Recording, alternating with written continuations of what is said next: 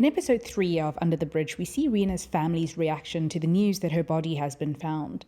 Her mother is very stoic, even offering to identify the body when her husband can't because he's too upset.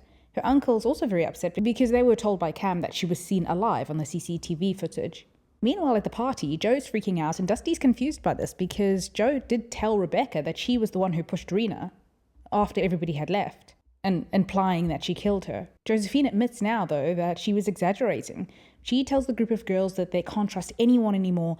They just need to go back out there and be cool. We get an explanation of Cam's break in the case moment from last week. Rebecca tells Cam that Josephine killed Reena. She confessed to it. Cam says that this is impossible because Seven Oaks has a midnight curfew and Josephine signed in and she has an alibi. According to the CCTV footage, Reena was alive at 11:47, so Josephine couldn't have had enough time to kill her and make it back to Seven Oaks. Cam does want Rebecca to stay out of this active investigation. Rebecca wants to help, and she says that she's a journalist, so she has every right to stick around as well. They start arguing about Rebecca's insistence on staying in Victoria, and then, oh no, then we get a possible reveal about Gabe's death. Cam says that she can't do this right now because a girl is dead and she just watched them pull her body out of the water. Rebecca goes, "And you didn't think about how that might affect me, watching a kid's body get pulled out of the water?" And Cam snaps back, "Why would I think about how this affects you?" Rebecca looks stunned and hurt by this remark, and so does Cam. She misspoke and she knows it. She messed up. Warren G, a kid, well, that's his nickname, Warren G. He was at the police station for questioning along with the others when Reena was still considered missing. He goes over to his girlfriend Samara's house to do some laundry. She notices that he just bundles everything in and doesn't really separate them, and in the second load she sees blood splatter on his clothes. He sees that she sees this and he reaches for the bleach and they carry on with the laundry without talking. She is a bit freaked out though. Reena's mother goes to positively ID Reena's body. She also sees the cigarette burn between her eyes, and just then she breaks down into tears. At school, Samara asks another classmate what actually happened the night Reena died. The girl recounts how Reena was jumped by a group of people and then they all ran off. When Samara asks if Warren did anything, the girl is quiet. Josephine is still under the illusion that she's going to New York City with Rebecca.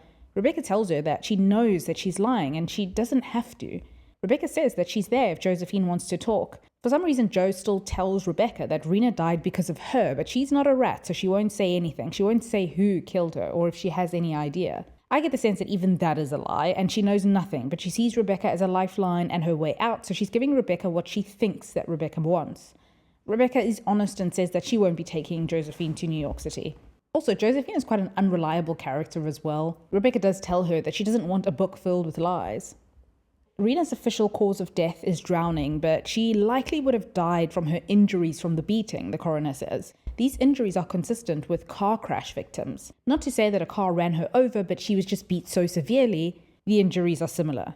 There is no sign of sexual assault, and it's ruled that she sustained most of her injuries after the attack on the bridge. Cam's dad thinks that they need to talk to Reena's father as a person of interest. The way he let his wife come down to ID the body is weird to him. Cam disagrees, but she agrees to talk to him, likely to rule him out. 4 months earlier, we see Reena's father removing her door from her room because she's been sneaking out and it leaves her parents worried. Reena has a meltdown over her lost privacy and says that she doesn't even want to live there. Why would she want to live in a house if she has no privacy? She goes over to Seven Oaks then and she tries a cigarette for the first time with Dusty. They also talk about their ultimate fantasy living arrangements if they could live anywhere else. Rebecca runs into Warren G at the diner and he asks the diner owner for some leftovers. When Rebecca asks if his parents don't cook much, he says that his dad met somebody in Vegas, so he's been absent for a few months. She tells him to order whatever he wants and she'll get it. Reporters start descending on the town to ask questions and talk to the students and the residents. By the way, the town is holding a vigil for Reena. Back to Reena 4 months earlier though, Dusty asks her if she wants to go hang out with Kelly and Joe. It's just a bunch of them in this rundown industrial area in town, and the boys start beating up Warren G for reasons unclear. Reena is really worried about this, but the rest of them are just watching and they're pretty chill. Afterwards, the boys who beat him up congratulate him and they tell him that he's a Crip now. So yeah, this was a gang initiation.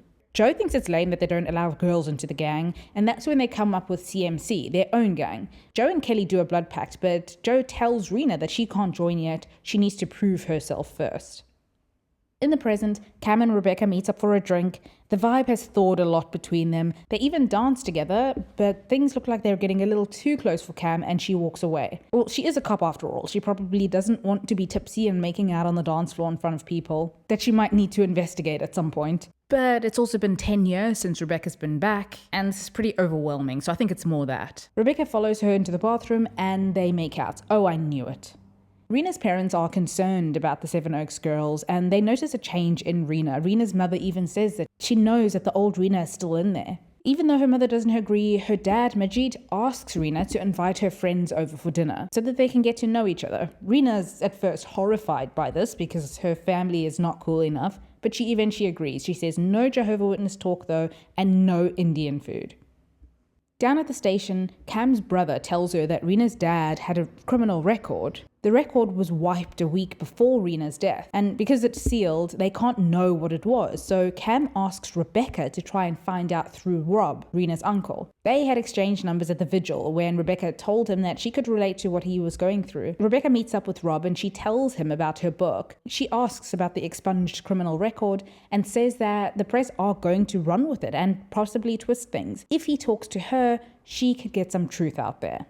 Reena asks her Seven Oaks friends to dinner and they all kind of make fun of her, but eventually they do agree, although it looks as though Joe is planning something. It doesn't seem like she's accepting this invitation in good faith. Kelly, Warren, and Joe are at the diner, and this is where Samara works as well. It's clear that the girls are making fun of Samara, who's still on her shift. She confronts Kelly about it, then she walks off upset and Warren runs after her, telling her to ignore Kelly. She tells him then that she heard about what he did under the bridge. Why would he kick a girl? He says that he only kicked her once and he's been going through a difficult time. His dad's trailer has been locked up and he has nowhere to go.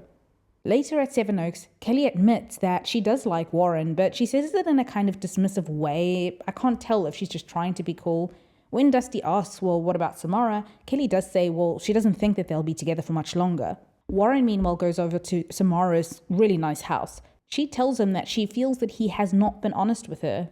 He says that that night, the night Reena died, he went back after everyone left and he saw something. He then puts a rap CD on and the song seems to be about a murder. So he might be a witness. Meanwhile at Seven Oaks, Joe finds a pair of Reena's dirty boots in Kelly's closet. Well, they're covered in mud, dust, and possibly some specks of blood. Both Dusty and Joe are horrified by this, but Kelly is really pleased and she's smiling. When Joe asks, basically, what the hell, Kelly says that she did it for Josephine. And yeah, that's the end of episode 3 of Under the Bridge. Thank you for watching.